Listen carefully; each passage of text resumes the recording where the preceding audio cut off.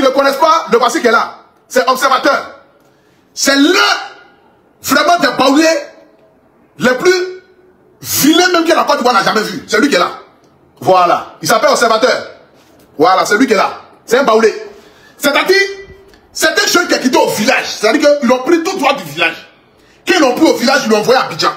Il a commencé à faire ses petits jubous dans les petits coins, mais ça ne marchait pas.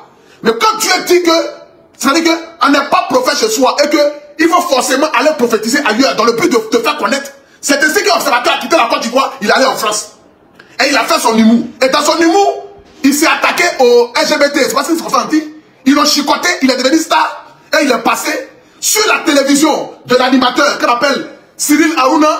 Il est devenu célèbre. C'est ainsi qu'il a commencé à faire des vidéos. Et les Bouba, les choses, Medjims, les Lafine ont commencé à collaborer avec lui. Il est devenu star. Il a commencé à manger de l'argent en Europe. Mais pendant cette période-là, la monétisation n'était pas encore connue. À ce moment, il n'y avait pas de monétisation. Donc, il gagnait de l'argent à travers ses pubs et ses pubs. Mais arrivé une nouvelle vague d'influenceurs comme les Apoutou National, une nouvelle vague d'influenceurs comme qui est de ma tranche, qui est de ma catégorie. Bon, une nouvelle vague d'influenceurs comme les Mané Keïta. Bon, Emmanuel, elle était déjà une star. Bon, les deux mêmes sont déjà une star avant en train de tourner des films et tout ça. Mais une nouvelle vague d'influenceurs est apparue sur les réseaux sociaux avec une nouvelle dynamique. Donc, le Kwakoula est rentré en brousse avec son humour frélaté. Un humour qui n'a ni tête ni queue. Un humour où c'est lui seul qui rit. Un humour où quand il raconte une blague, il est obligé de se pincer dans le but de sourire. Parce que son humour ressemblait vraiment à éjaculation précoce. Ça ne faisait rire personne ici en Côte d'Ivoire. Donc comme maintenant, la France ne rit plus de son humour. Parce que au fur et à mesure aussi, que ce soit en Europe ou en Afrique, il y a de nouvelles personnes qui arrivent aussi. Donc du coup, la France ne rit plus de l'humour d'Observateur. Donc Observateur décide de rentrer en Côte d'Ivoire. Il décide de venir retenter encore une fois de plus encore son humour frélaté ici en Côte d'Ivoire. Donc quand il arrive à avoir amassé déjà assez d'argent en Europe qui lui a permis d'avoir un compte en banque bien garni, il rentre en Côte d'Ivoire, il va acheter un terrain à Assini. Il construit une maison en montrant cette maison-là à tous les Facebookers et à toutes les personnes qui ont sur Snap. Donc Observateur a construit sa maison. En même temps aussi, les gens commencent à me lancer aussi des pics. Toi, pour tout national, tu dis tu es debout. Où est ta maison? Observateur est venu la payer. Audi. En Europe, il est venu avec Audi, il a dédouané. Observateur mène la belle vie ici, en Côte d'Ivoire. Il se promène librement, il mange librement. Son ventre a commencé à grossir, ça a commencé à ressembler à un entonnoir. Il a commencé à se promener partout. Observateur fait des vidéos et tout ça. Un matin, nous sommes assis et nous voyons la trajectoire Facebook d'Observateur changer. Il a commencé à faire des vidéos telles que je vais vous montrer ici. Voilà. Attendez le s'il vous plaît. Parce que ce soir ici, on va décortiquer pourquoi est-ce que Observateur est allé en prison. Voilà. Il a commencé à faire des vidéos et des vidéos. Où c'est? Bon. Je vais vous montrer ici d'abord les vidéos.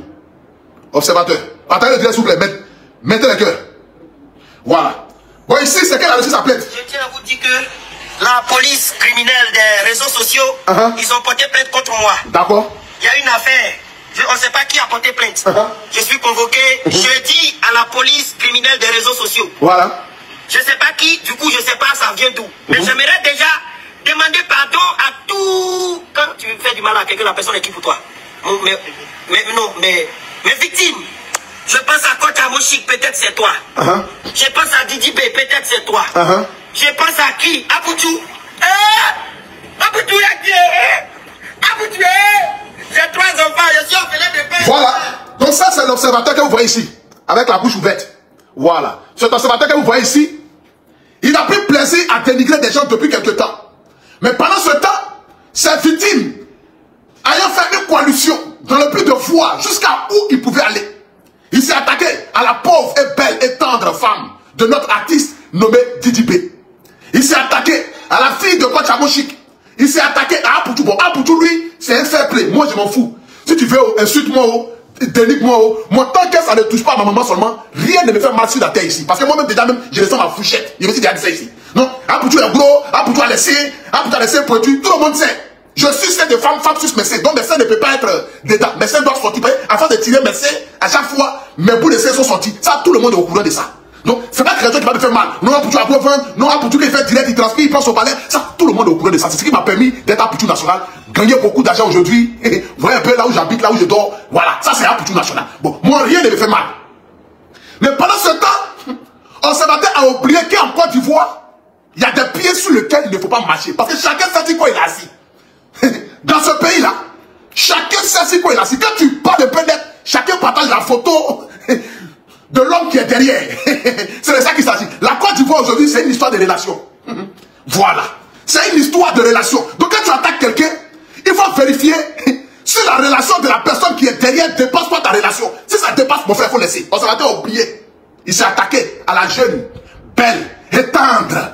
C'est la même qui fait rayonner tous les hommes en Côte d'Ivoire avec sa beauté resplendissante du nom de Marie-Paul Adjé. Il a attaqué la femme de Didi B. Didi B dit la seule personne que je connais qui a relation dans le pays là, il s'appelle Fabrice Aoulion. Fabrice Aoulion aussi, lui aussi, il n'aime pas les problèmes. Donc, il n'aime pas qu'on abuse de sa relation dans le but de nuire aux gens. Moi aussi, ma seule relation que j'ai ici en Côte d'Ivoire aussi, bon, j'ai beaucoup de relations parce que moi aussi, comme le Fologo, moi je mange avec tout le monde. Je n'ai pas de problème avec quelqu'un. PDCO, je mange. FPO, j'ai mon oncle là-bas. RTO, j'ai ma grand-mère là-bas. Moi ici, tout le monde. Moi ici, le Fologo. Moi, je n'ai pas de problème. Tant que les gens peuvent me soutenir, m'aider à avancer, je n'ai aucun problème avec les gens. Je ne vais pas venir dire ici, votez tel, votez tel. Moi, je ne suis pas dedans. C'est là, moi, j'ai tout le monde. Donc, chacun de moi, ses petites relations. C'est ainsi que Observateur, je vais vous montrer ici la vidéo où il a clashé. Observateur clash Marie-Paul Adjé. Parce qu'il faudrait qu'on puisse aller dans les détails. Marie-Paul Adjé. Marie-Paul Adjé, c'est une pétasse. Qu'est-ce qu'elle a raconté? Marie-Paul Adjé, c'est pas la fille qui a les locks comme ça là. Elle a les longs locks là. C'est une gantou, il est bien mon goût. Le Mougou, il est DJ. Observateur, l'homme qui ressemble à Fouchette. L'homme qui ressemble à Araignée. Il ressemble à Pilon. Vous savez que, ouais, les pilons dans les villages où on prend pour écraser un médicament là, dans les moitiés là. Lui il dit, notre tendre et belle et charmante Marie-Paul Adjé est une tantra. D'abord c'est une insulte à la gente féminine. Parce qu'un homme déjà qui a des propos aussi diffamatoires face à une femme, véritablement je me pose la question de son mental psychologique. Il a attaqué Marie-Paul Adjé. Quand il faisait cette vidéo là, il était à Abidjan. Il a quitté, bon il était en France. Il a quitté en France, il est venu à Abidjan. Il est reparti, il est revenu. Pensant, parce que c'est que la plupart des personnes oublient, c'est que celui qui commet le crime, il oublie. Mais la victime n'oublie jamais. Pendant ce temps, Marie-Paul Adjé cherchait à mettre son pied sur un beau caillou, ici en Côte d'Ivoire. Parce qu'avant de porter une plainte, il faut d'abord vérifier si ta plainte va aboutir. Parce qu'il y a des plaintes qui n'aboutissent pas. Il y a des gens à qui on porte plainte et puis ça ne va nulle part. Donc pour que ta plainte puisse aller loin, il faudrait qu'elle puisse arriver directement en haut. Donc maman Marie-Paul Adjé, la belle tante, animatrice de l'MTV, celle qui n'a jamais eu de scandale avec qui que ce soit, qui est dans son coin et qui fait son petit bonhomme de chemin, s'est vu insulter, dénigrer, traiter de... Et puis jusqu'à Observateur a dit que lui il a mangé ça.